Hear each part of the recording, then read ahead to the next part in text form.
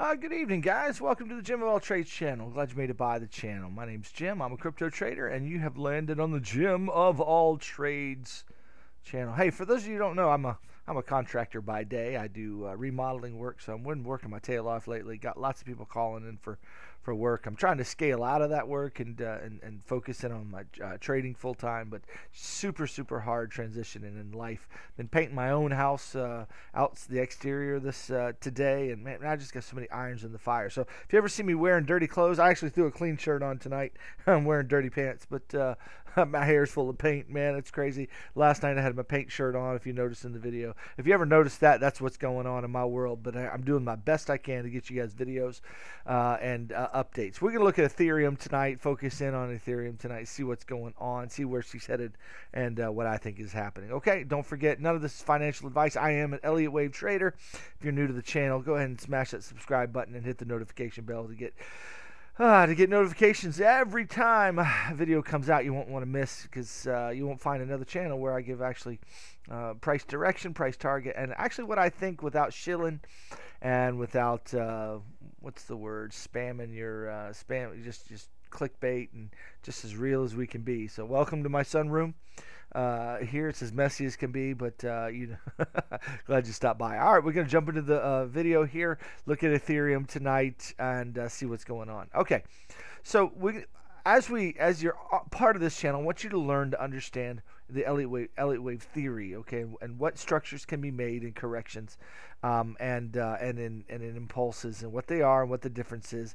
And by the way, if you haven't stopped by, just look below, just click on that channel name, Jim of All Trades, and go to the video list, and you'll find a playlist for Trading Night School, and that's where I did about 20 videos on trading, and a lot of those were teaching Elliott Wave theory. So man, that's free of charge, and it's just kind of a live stream format, and we did it last year and on Thursday night. Had a blast doing it. Definitely go through those. You'll learn a lot. Okay, so with that being said, though, I want to continue teaching Elliott Wave theory and its application throughout every video. So we're looking at Ethereum, and we have several different issues to deal with as we think about this count. So I want to walk through it with you. The very first thing logically we need to start with is, what is this right here? Okay. It has the shape of an impulse wave. Okay, it has the shape of a kind of a straight line impulse wave. Okay, so if we start off with the conclusion that this is a 5-wave move, okay, that 5-wave move either has to begin something or end something. Okay, now if that 5-wave move came off the top, you'll notice that it came off of another 5-wave move right here. So I'm inclined to say that this is the beginning of something off the top, but it's a reversal down to the down direction. It's a 5-wave move to the down direction. Now, that's my first thought there. Now, if you say, no, Jim, it's the end of something, what is it going to be the end of? Well, an ABC correction, let me see if I can show it to you here. An ABC correction has a 5, a 3, and a 5. So it could be the end of a 5-wave, of a 3-wave move. It could be a C wave. But where's the A and the B wave? Okay. Well, if you're going to say that's A and that's B, then you have to say that this is 5 waves and that's 3 waves. Okay. Excuse me. I'm sorry. Let me say that again. You'd have to say that this is 3 waves and that this is 3 waves as well, to get a flat, because that's the only way you can have a B wave that comes higher than the A wave. So you'd have to say that this is some kind of flat in Ethereum, if that's your conclusion, that this is a 3-wave pullback. Okay, to me this looks like a 5-wave move, not a 3-wave move. Okay, it could end a flat, but then you'd have to say, well, this is a 3-wave move. Well, the question is, does that look like a 3-wave move to you? To me, it does not. It looks like 1, 2, 3, 4, 5 to me. And so again, that's not a 3-wave shape. Okay, now we got a 3-wave shape here. Okay, you might say that this is some kind of a big flat there, and then we got a 5 there. So that could be a 3, 3, 5 there. I imagine it's just pushing it. Okay, the shape here doesn't look good for a flat to me, in my opinion, the way I'm looking at the market. Okay, so excuse me, sorry about that. So that's the first thing to consider. So whatever your conclusion is, if this is a 5-wave move, you got to have a context for that 5-wave. Is it beginning a 3-wave move down like that, or a 5-wave move down? Or is it ending this move here, and that means this is the beginning of something new? Okay, so those are some thoughts if we have to have. Okay, second thing we need to look at here, and that is, let's talk about if this is the beginning of something. This is a 5-wave move to the downside. That means what we're getting here, guys, what it must be, logically speaking, is a 3-wave move to the upside, okay? In other words, you get a 5, and then it's followed by a 3-wave correction, okay? And then we'd expect, once that's finished, another down move. It could be a 5, 3, 5 correction like that. It could be a 1, 2, and then we get a 3rd wave to the downside, which would go even deeper and scare everybody, okay? Any number of things that could happen there. All right, so that's the second thing we need to consider. Now, if we're going to say, nah, Jim, this is the end of something, if you're going to say this is the, come on, daggone it. There we go. In the end of something, there's a 3-wave correction. Let's finish the correction. Now we're heading up to the upside. Well, how are you going to make sense of this wave here? Okay, because we have to look at the structure of it to see what we're constrained with it to be.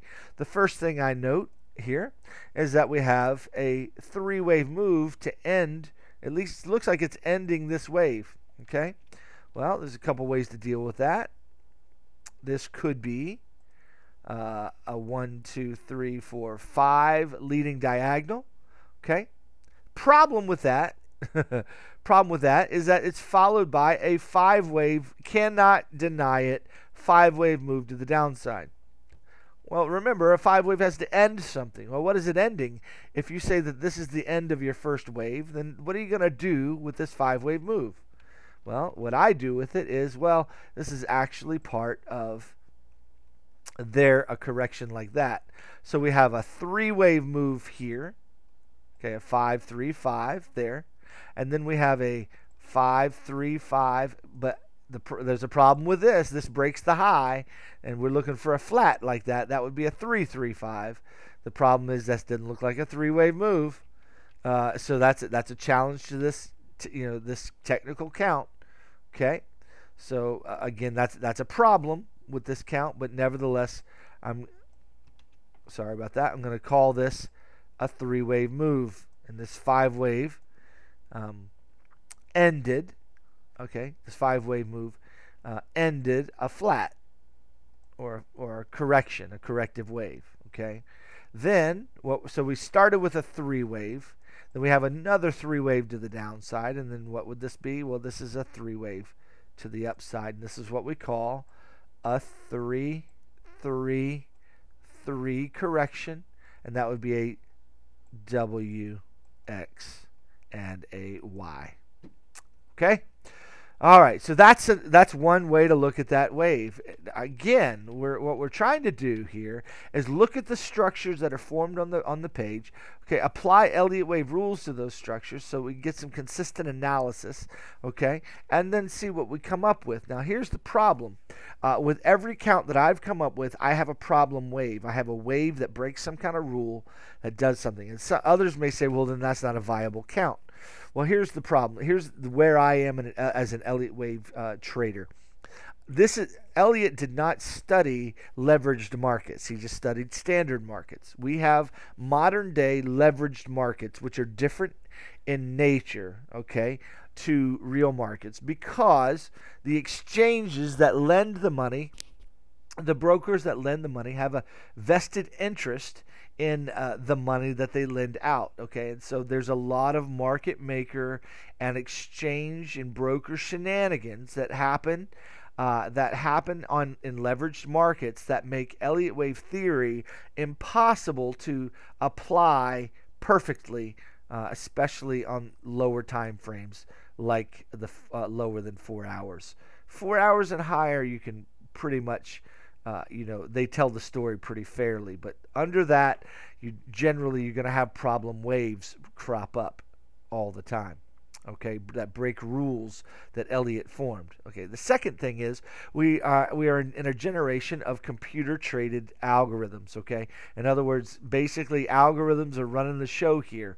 Okay, computers are trading, not humans. Now those humans programmed those things to trade at certain Fibonacci levels and things of that nature, but at the end of the day, computers are trading, generally speaking, most of the volume, not humans. You and I, as retail traders, we're not creating the volume.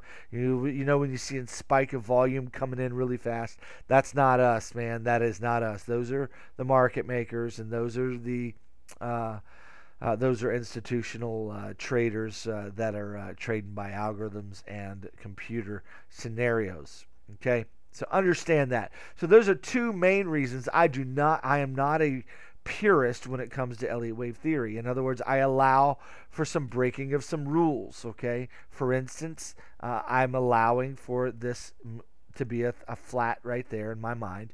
Okay, that's going to deal with this. Even though this looks like a 5 wave and not a 3 wave, it still has the general shape of a flat. Okay, this is a general shape of a 5-3-5 correction, and then a flat correction there. And then what we have is a nice shaped corrective wave here. Okay, so that's the way I'm looking at the market. Now, when we zoom out here, again, if you forgot, if you're just tuning in, this is, or if you forgot from the beginning, this is Ethereum. Okay, so but when you zoom out here, first conclusion, that's an impulse wave, a 1 wave, and now we're getting a large 3 wave pullback. That my first target is going to be at the 1-to-1 extension, which we hit last night and had a reaction off of. Now, did we have a convincing reaction? Not to my liking. Okay, let me see if I can get all these red marks off the screen. There we go. Not to my liking, so I think we're going to have more high, which I mentioned last night in last night's video. But anyway, so I think we're gonna come up and hit these higher targets. Why do I think that? Because BTC, I think needs to come up and hit a higher target. I think XRP needs to come up and hit a higher target. I think Litecoin needs to come up and hit a higher target. So I think there's some higher targets and unfinished waves that we need to finish up so that we can have a finished looking wave. Okay, so I'm personally looking for Ethereum to come on up and test these upper targets. Okay, where would I expect it to come if this is a 3-wave move? Well, glad you asked. I'm looking for, right now, we had 396 last night.